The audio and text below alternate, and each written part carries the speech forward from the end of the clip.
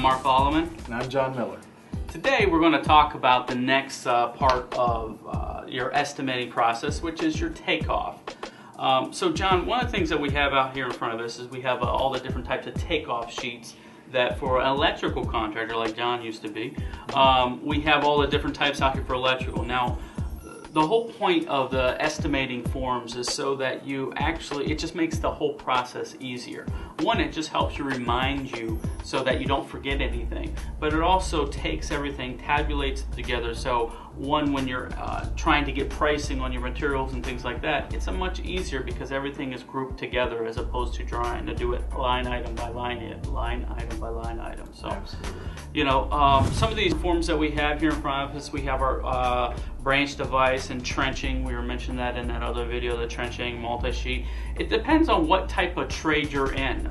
You're really going to want to try to build these for your specific type trade. Like we have, obviously for electrical, all the different electrical forms like what you see in here. But then also for plumbing or HVAC, all the takeoff forms are going to be different depending on what type of trade you're in. Now we have some generic ones here. It doesn't really matter which trade you're in, just project information notes. It shows on here like your different sheets that you might be using or revision and the dates. Just all the project information. Pretty much any type of trade could use something like that. But you're just going to want to have to build your own forms. Now some of the other things that we have here is these are just kind of blank forms that you can just buy at any office store or online. I'm sure everyone has seen these. They're the green sheets. And you know, these things are very helpful because everything there's margins and everything is broken out into columns and things like that. So what are some of the other things that you can tell everyone out there what you see that might be helpful for them when they're developing their own forms? Absolutely. Well, number one, to start off with the multi-sheet. A lot of times when you're doing an estimate on a specific trade, you're going to have several different sheets that pertain to your trade, and you may see the same devices on the same sheets just numerous times. Like if you're doing plumbing, P1, P2, P3, you may see the same devices on all of those sheets. So instead of this just pretty much tallies everything up for you and gives you a good count on the whole job as a quick shot overview, so you'll know how many devices you have without continually going back to your sheets. So like on this example, if we had water closets and we had a symbol in here, we can just go down here on the different sheet numbers and just count them up. Is that the way that this works? Okay. Absolutely. We put the devices on there, the symbol for the device, so we know what they are, maybe a small description in there, and then each sheet number would have a tally at the bottom, and then you have a total columns for all the sheets once you're finished. Sounds simple, sounds simple.